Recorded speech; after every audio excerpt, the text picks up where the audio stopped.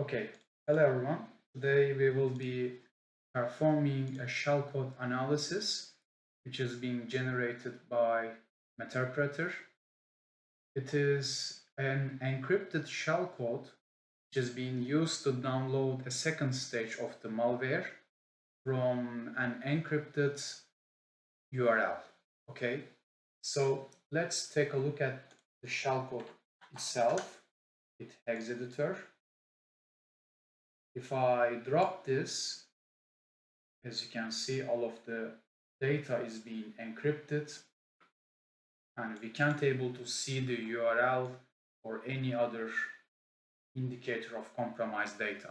Okay, so our current goal is decrypt this shellcode and extract the indicator of compromise with two different ways.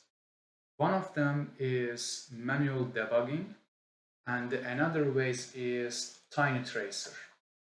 TinyTracer is an open source tool which is being used to trace API calls, basically. Okay, so whenever if the third actor using a Windows API, let's say internet connection or create file, load library, all of this Windows API being traced and detected by TinyTracer upon the execution. It is very similar to debugging, okay, but it is a little bit more automated. So let's close it down. In order to convert this as an executable format, I will be using shellcode to exe. So this tool also open source, you can find it on GitHub. This encrypted shellcode is 32 bits. So I put as a 32-bit option here. Let's output as a shellcode.exe. It is generated. Okay. Let's drop it on IDA. So IDA is a simple, like a disassembler. It will give us a very great overview for the malware. We can look at the disassembler and we can look at the function calls to identify which algorithms being used to encrypt or decrypt the malware itself. We can perform furthermore analysis by that. So when I open up this, you can see there's a bunch of junk code over here. Let's continue. Go to the another function.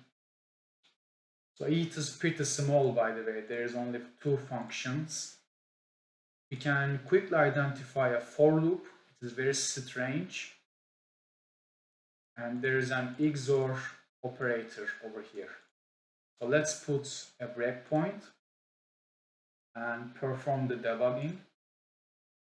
So the main idea is when I hit on execute on the local Windows debugger in here, I put a breakpoint on the XOR operator. During the decryption phase, it is performing a simple decryption every for loop, bit by bit, so we can identify it easily with a hex view. Let's quickly go for it. So this is our encrypted shellcode on a hex view.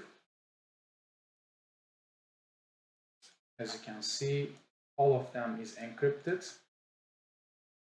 And if I go to the execute button, so it make a very small changes every bit, which is being changed. As you can see, let's continue with that. We'll continue it. So there is very small changes happens every time when I execute it, which is being decrypted. We can do that manually, but it is very painful to achieve it. So in order to make things very a little bit more fast, we can disable the breakpoint in here and put it on jump instruction, which is the end of the for loop. All of the decryption stuff will be written in here, okay? So again, it is encrypted. I will hit execute, and as you can see, it is being decrypted. Okay, the decrypted shellcode being written in memory, and as I said previously, it is using a URL to download a second stage of the malware, malware.exe, and this is the URL. So let's extract this data. Okay, I will hit space. Let's go to the down. I will select all of this data. Yes, until here.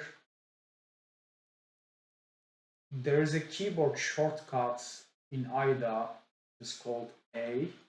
It will convert this data to string. Let's try it out again and continue included with this. So we got drop my malware, svchost.exe. That could be the process injection. There is also malware.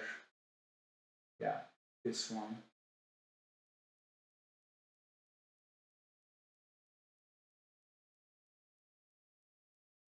Malware.exe is a path of the URL. So we are basically decrypt all of this shellcode and extract a very valuable indicator of compromise. So let's stop this debugging session and close the IDA and continue with TinyTracer. TinyTracer is a tool to trace Windows API calls. This is fully open source. You can take a look at it. It is very much similar to debugging. It will execute the binary and look the Windows APIs being executed by malware.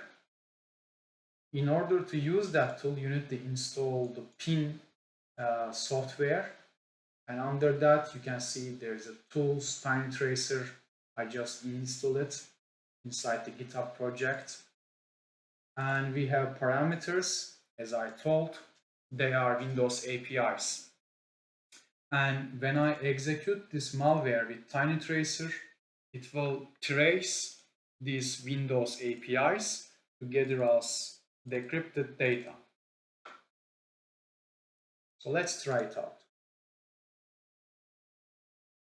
If I execute this with TinyTracer, it will drop a tag extension file, which is being used to trace, and that's been used to output the traced data.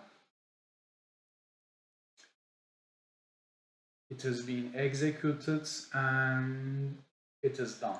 Okay, so that's very easy to achieve it. Let's take a look at inside it.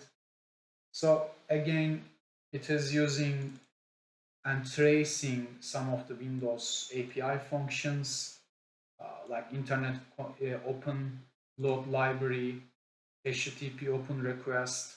All of them is very suspicious and being used by malware developers oftentimes. So it is decrypt the malware because we are able to execute it in memory and extract the indicator of compromise like URL itself and file path. And this is the one of the most basic usage of TinyTracer. In this demonstration, we basically perform malware analysis with IDA Pro. We are able to extract the encrypted shellcode as an decrypted format, and we are able to extract indicator of compromise inside that malicious shellcode.